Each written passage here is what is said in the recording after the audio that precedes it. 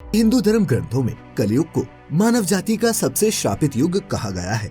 लेकिन मित्रों, आप ये नहीं जानते होंगे कि विष्णु पुराण में महर्षि व्यास जी ने कलयुग को सर्वश्रेष्ठ बताया है। उनका ऐसा कहने के पीछे क्या तर्क था और कैसे हो सकता है ये कोड़ी कलयुग सर्वश्रेष्ठ, जानेंगे आज की इस वीडियो में। मित्रों, विष्णु पुराण के छठे अंश के अध्याय 2 में वर्णित कथा के अनुसार एक दिन महर्षि व्यास गंगा नदी में स्नान कर रहे थे। तभी कुछ ऋषिगण वहां पहुंचे और उन्होंने देखा कि व्यास जी नदी में डुबकी लगाकर ध्यान कर रहे हैं। ये देखकर वे लोग वही तट पर वृक्षों के तले बैठ गए। फिर कुछ समय बाद जब महर्षि व्यास ध्यान से उठकर खड़े हुए तो कहने लगे कि युगों में कलयुग, वर्णों में शूद्र और इंसानों में स्त्री श्रेष्ठ है। ऐसा कहकर उन्होंने फिर से जल में एक गोता लगाया और फिर कुछ समय बाद बाहर निकलकर बोले, शूद्र तुम श्रेष्ठ हो, तुम भी धन्य हो। ये कहकर महामुनि फिर जल में मग्न हो गए और फिर खड़े होकर बोले, स्त्रियां ही साधु हैं और इस लोक में उनसे ज्यादा धन्य कोई भी नहीं। गंगा तट पर बैठे ऋषियों ने जब ये सुना तब उन्हें बड़ा ही आश्चर्य हुआ। वे सभी आपस में बात करने लगे कि अब तक तो उन्होंने सुना था कि युगों में कलयुग सबसे श्रापित युग है और जातियों में ब्राह्मण श्रेष्ठ है, तो फिर व्यास जी ऐसा क्यों कह रहे हैं। तब उनमें से एक ऋषि ने कहा कि इस प्रश्न का उत्तर केवल व्यास जी ही दे सकते हैं। फिर कुछ देर बाद स्नान करने और नित्य कर्मों से निवृत्त होने के बाद व्यास जी मुनिजनों के पास पहुँचे और उनसे पूछा, आप लोग यहाँ कैसे आए। तब मुनियों ने उनसे कहा, हम लोग आए तो आपसे कुछ संदेहों को दूर करने के लिए थे, किंतु इस समय उनकी बात जाने दीजिए। हमें आप ये बताइए भगवान कि आपने जो स्नान करते समय कहा कि कलयुग ही श्रेष्ठ है, शूद्र ही श्रेष्ठ है और स्त्रियां ही साधु और धन्य हैं, इनका अर्थ क्या है। आप जैसे महर्षि कुछ भी यूं ही व्यर्थ में नहीं कह सकते।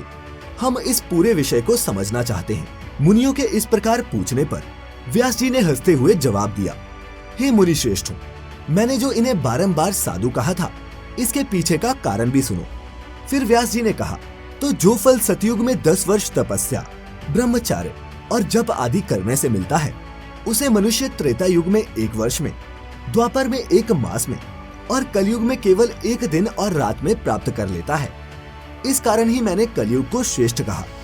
वहीं जो फल सतयुग में ध्यान, त्रेता में यज्ञ और द्वापर में देवार्चन करने से प्राप्त होता है, वही कलयुग में सिर्फ भगवान कृष्ण के नाम का कीर्तन करने मात्र से मिल जाता है।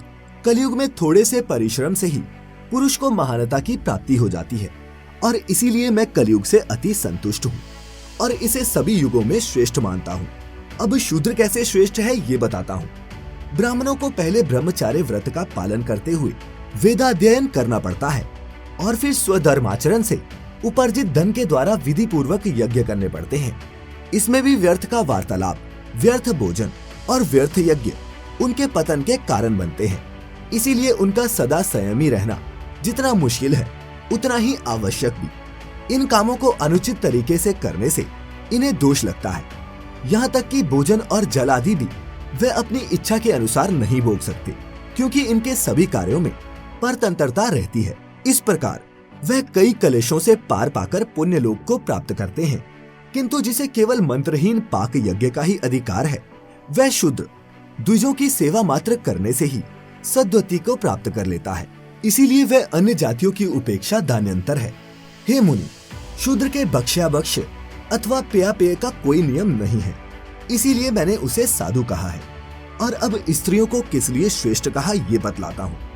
पुरुषों को तो अपने धर्मानुकूल प्राप्त किए हुए धन से सर्वदा सुपात्र को दान और विधि पूर्वक यज्ञ करना चाहिए। जैसा कि आप सभी जानते हैं कि इस द्रव्य के उपार्जन तथा रक्षण में महान क्लेश होते हैं और उसको अनुचित कार्य में लगाने से भी कष्ट भोगने पड़ते हैं।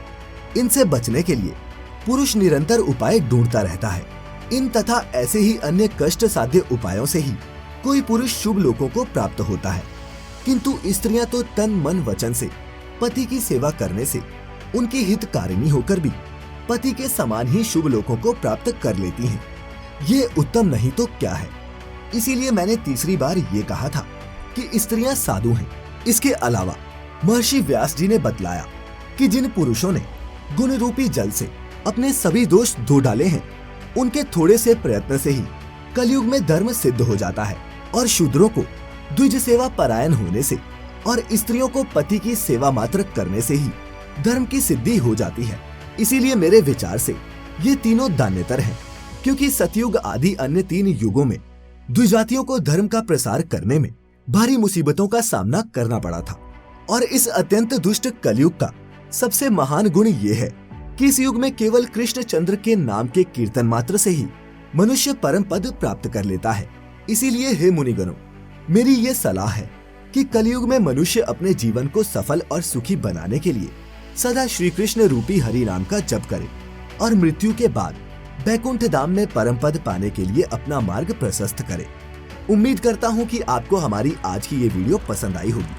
अगर अच्छी लगी हो तो इसे ज्यादा से ज्यादा लाइक और शेयर करें। साथ ही अगर आप हमारे चैनल पर नए हैं तो इसे सब्सक्राइब कर लें।